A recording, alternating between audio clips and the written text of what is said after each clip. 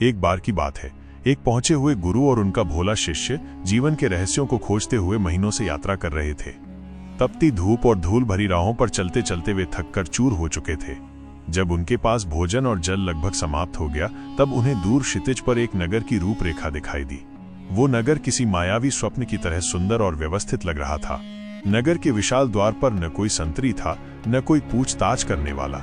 एक अजीब सी खामोशी पसरी थी जो स्वागत से ज्यादा संदेह पैदा कर रही थी। नगर में प्रवेश करते ही उनका सामना एक ऐसी दुनिया से हुआ जिसकी उन्होंने कल्पना भी नहीं की थी। सड़कें चौड़ी और साफ थीं, मकान भव्य थे, पर लोगों के चेहरों पर एक अजीब सी भावशून्यता थी। शिष्य ने सामने एक हलवाई की दुकान देखी, जहां घी में छनती पूरियों की सुगंध ने उसे अपनी ओर खींच लिया। सेठ जी, एक सेर मिठाई कितने की दी? शिष्य ने पूछा। हलवाई ने बिना नजर उठाए सपाट आवाज में कहा, टका सेर। शिष्य हैरान हुआ। उसने पास की एक सब्जी की दुकान की ओर इशारा करके पूछा, और वो भाजी? टका सेर, वही सपाट जवाब मिला। शिष्य का कौतूहल और बढ़ा। उसकी नजर एक जौहरी की दुकान पर पड़ी जहां सोने के हार चमक रहे थे। और वो सोने का हार? टका सेर, जौहरी ने भी उसी भावहीन अंदाज में कहा। शिष्य की आंखें आश्चर्य और खुशी से चौड़ी हो गईं। गुरुजी, ये तो अद्भुत है। यहाँ तो सोने और सब्जी में कोई फर्क ही नहीं, श्रम और विलासिता का एक ही दाम। मैं तो यहीं बस जाऊंगा, कम मेहनत में राजसी भोजन मिलेगा। गुरु के माथे पर चिंता की लकीरें खिंच गईं। उन्होंने चारों ओर देखा और फुसफुसाए, वत्स, ये समृद्धि नहीं, पतन का संकेत है। जिस स्थान पर ज्ञान और अज्ञान, मेहनत और आलस्य, कीमती और कौड़ी में कोई भेद न हो, वो स्थान रहने योग्य नहीं होता। यहाँ न्याय का तराजू अंधा नहीं, पागल है। इस नगर का नाम अंधेर नगरी है और यहाँ का राजा महामूर्ख, चौपट राजा है। यहाँ के नियम अजीब हैं और सजा उससे भी विचित्र। यहाँ रहना अपने प्राणों को दांव पर लगाने जैसा है। लेकिन शिष्य को तो जैसे कुबेर का खजाना मिल गया था। उसने गुरु की बात अनसुनी कर दी। गुरुजी, आप व्यर्थ चिंता करते हैं। मुझे तो ये जगह स्वर्ग जैसी लग रही है। आप जाना चाहें तो जाएं, मैं तो यहीं अपने भाग्य का आनंद लूंगा। गुरु ने गहरी सांस ली। ठीक है पुत्र, जैसी तुम्हारी इच्छा, पर याद रखना, जब संकट के बादल तुम्हारे सिर पर मंडराएं और बचने का कोई रास्ता ना दिखे, तो सच्चे मन से मुझे याद करना। मैं तुम्हारी रक्षा के लिए अवश्य आऊंगा। ये कहकर गुरु भारी मन से अकेले ही नगर से बाहर चले गए। शिष्य अब आजाद था। वो रोज टके में सेरो, मिठाई और घी खाता। कुछ ही महीनों में खा पीकर वो पहलवान जैसा मोटा ताजा हो गया। वो नगर में अकड़ कर चलता, ये सोचकर कि उसने कितने सस्ते में कितना कुछ पा लिया है। एक दिन आषाढ़ के महीने में आसमान में काले बादल घिर आए। ऐसी भयंकर वर्षा हुई कि मानो प्रलय आ गया हो। बिजली की कड़कड़ाहट और बादलों की गर्जना से पूरा नगर कांप उठा। इसी तूफान में एक पुराने घर की दीवार चरमराकर गिर पड़ी। दुर्भाग्य से पड़ोस की एक बकरी उस दीवार के नीचे दबकर मर गई। बकरी का मालिक दहाड़े मारकर रोता हुआ राजा के दरबार में पहुंचा। महाराज, चौपट राजा की जय हो। न्याय करें, मेरे पड़ोसी की दीवार ने मेरी बकरी को मार डाला। मुझे इंसाफ चाहिए। राजा ने अपनी ऊंची गद्दी पर बैठे बैठे ऊँघते हुए कहा, दीवार ने बकरी मारी तो दीवार के मालिक को पकड़कर लाओ। सिपाहियों ने तुरंत दीवार के मालिक को पेश किया। राजा ने गरज कर कहा, तुम्हारी दीवार ने एक बेजुबान बकरी की जान ले ली। इसका दंड तो केवल मृत्यु है। तुम्हें फांसी पर लटकाया जाएगा। वो व्यक्ति हाथ जोड़कर कांपते हुए बोला, महाराज, इसमें मेरा क्या दोष? दीवार तो कारीगर ने कमजोर बनाई थी। सारा दोष उस कारीगर का है जिसने अपना काम ठीक से नहीं किया। राजा को बात जची। हाँ, ये भी ठीक है, तो उस कारीगर को बुलाओ। अब कारीगर को पकड़कर लाया गया। राजा ने उसे देखते ही फैसला सुना दिया। अरे दुष्ट, तूने ऐसी कच्ची दीवार बनाई कि वो एक मासूम बकरी पर गिर गई। तुझे फांसी मिलेगी। कारीगर घबरा गया, पर वो भी चतुर था। उसने सिर झुकाकर कहा, अन्नदाता, मेरी कोई गलती नहीं। मैंने तो गारा एकदम सही बनाया था, लेकिन उस मजदूर ने मसाले में पानी ज्यादा डाल दिया, जिससे गारा पतला हो गया और दीवार कच्ची रह गई। असली दोषी तो वो मजदूर है महाराज। राजा ने अपनी दाढ़ी खुजलाते हुए कहा, बात तो पते की है। सिपाहियों, उस मजदूर को पकड़ो।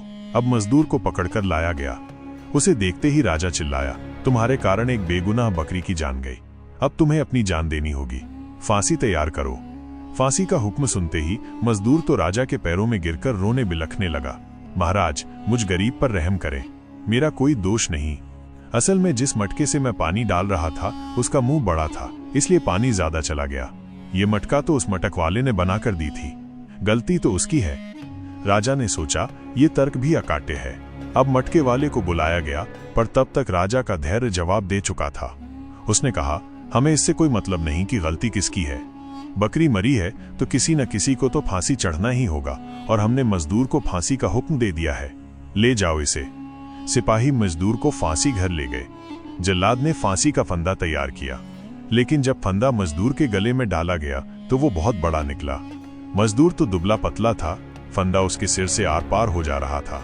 सिपाही वापस राजा के पास गए। महाराज, फंदा तो बड़ा है, इसके गले में आ ही नहीं रहा। राजा ने गुस्से में कहा, ये क्या बात हुई? हुक्म तो हो चुका है, फांसी तो होकर रहेगी। जाओ, पूरे नगर में ढूंढो और किसी ऐसे आदमी को पकड़ कर लाओ जिसके गले में ये फंदा एकदम फिट बैठ जाए, चाहे वो कोई भी हो। सिपाहियों के लिए ये एक अजीब आदेश था, पर राजा की आज्ञा थी। वे पूरे नगर में एक मोटी गर्दन वाले आदमी की तलाश में निकल पड़े। घूमते घूमते उनकी नजर उस मोटे ताजे शिष्य पर पड़ी जो एक दुकान पर बैठा जलेबियां खा रहा था। सिपाहियों ने उसकी गर्दन देखी और उनकी आंखें चमक उठी। यही है, इसकी गर्दन फांसी के फंदे के लिए ही बनी है, एक सिपाही बोला। उन्होंने शिष्य को पकड़ लिया। शिष्य चिल्लाया, अरे मैंने क्या किया है, मुझे क्यों पकड़ रहे हो?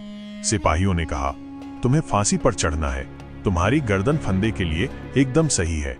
ये सुनकर शिष्य के पैरों तले जमीन खिसक गई। उसे दरबार में राजा के सामने पेश किया गया। जल्लाद ने फंदा उसकी गर्दन में डालकर नापा, वो एकदम फिट बैठा। राजा ने प्रसन्न होकर कहा, उत्तम, अब न्याय होगा, ले जाओ इसे और तुरंत फांसी दे दो। शिष्य की आंखों के आगे अंधेरा छा गया। वो गिड़गिड़ाया, महाराज, बकरी तो किसी और की दीवार से मरी, इसमें मेरा क्या कसूर? मुझ निर्दोष को क्यों फांसी दे रहे हैं? राजा ने हंसकर कहा, कसूर किसी का भी हो, क्या फर्क पड़ता है? बकरी मरी है और किसी को तो सजा मिलनी ही चाहिए। फंदा तुम्हारे गले में फिट आया है, ये तुम्हारे भाग्य का लेख है। अब बहस मत करो। जब उसे फांसी के तख्ते की ओर ले जाया जा रहा था, तब उसे अपने गुरु की चेतावनी याद आई। उसे अपनी मूर्खता पर गहरा पश्चाताप हुआ। उसने आंखें बंद की और पूरी श्रद्धा से अपने गुरु को पुकारा, गुरु जी, मुझे बचाइए, मैंने आपकी बात न मानकर बहुत बड़ी भूल की। जैसे ही उसने मन से पुकारा, एक चमत्कार हुआ। भीड़ को चीरते हुए उसके गुरु वहां प्रकट हो गए। उन्होंने शिष्य के कान में कुछ कहा और फिर राजा के सामने जाकर बोले, ठहरो, हे महान राजा, आप ये क्या अनर्थ कर रहे हैं? इसे फांसी मत दीजिए। राजा ने कहा, क्यों गुरुवर, अब आप क्यों रोक रहे हैं? गुरु ने रहस्यमयी ढंग से कहा, राजन, क्या आप जानते हैं कि ये क्या मुहूर्त है? मैंने अपनी ज्योतिष गणना से पता लगाया है कि आज का दिन इतना पवित्र और शुभ है कि इस घड़ी में जो भी मरेगा वो सीधा स्वर्ग जाएगा और उसे मोक्ष की प्राप्ति होगी। वो दोबारा जन्म मरण के चक्र में नहीं फंसेगा। मैं अपने इस प्रिय शिष्य को स्वयं ये सौभाग्य देना चाहता हूँ। आप मुझे फांसी पर चढ़ा दीजिए। ये सुनकर शिष्य भी चिल्लाया, नहीं, ये सौभाग्य मुझे मिला है, मैं पहले मरूंगा। गुरुजी, आप मेरे रास्ते से हट जाइए। गुरु और शिष्य में पहले मैं मरूंगा की होड़ लग गई। ये देखकर राजा और उसके मंत्री हैरान रह गए। राजा ने सोचा, अरे, स्वर्ग जाने का ऐसा सुनहरा मौका, और ये मैं इन दोनों को दे दूं, मुझसे बड़ा मूर्ख कौन होगा? ये सौभाग्य तो केवल राजा को ही मिलना चाहिए। राजा ने तुरंत अपनी राजगद्दी से उठकर घोषणा की, चुप रहो तुम दोनों, स्वर्ग पर पहला अधिकार इस राज्य के राजा का है। ये सौभाग्य किसी और को नहीं मिल सकता। जल्लाद, ये फंदा मेरे गले में डालो, मैं स्वयं फांसी पर चढ़ूंगा। मंत्रियों ने समझाने की कोशिश की, पर राजा ने किसी की न सुनी। उसने खुद फंदा अपने गले में डाला और जल्लाद को फांसी देने का आदेश दिया। जल्लाद ने आज्ञा का पालन किया और पल भर में चौपट राजा अपनी ही मूर्खता के कारण परलोक सिधार गया। राजा के मरते ही गुरु ने अपने शिष्य का हाथ पकड़ा और कहा, चलो वत्स, अब एक पल भी यहाँ रुकना ठीक नहीं। नगर से बाहर आकर शिष्य गुरु के चरणों में गिर पड़ा और बोला, गुरुजी, आपने मेरे प्राण बचा लिए। मैं मूर्ख था जो लालच में पड़ गया था। गुरु ने उसे उठाते हुए कहा, याद रखना पुत्र, जहां विवेक और न्याय का मूल्य कौड़ियों के भाव हो, वहां जान की कीमत भी उतनी ही होती है। शिक्षा, जिस देश या समाज का शासक मूर्ख और अविवेकी हो, वहां न तो न्याय की उम्मीद की जा सकती है और न ही प्रजा सुरक्षित रह सकती है। ऐसे स्थान को जितनी जल्दी हो सके त्याग देना ही बुद्धिमानी है।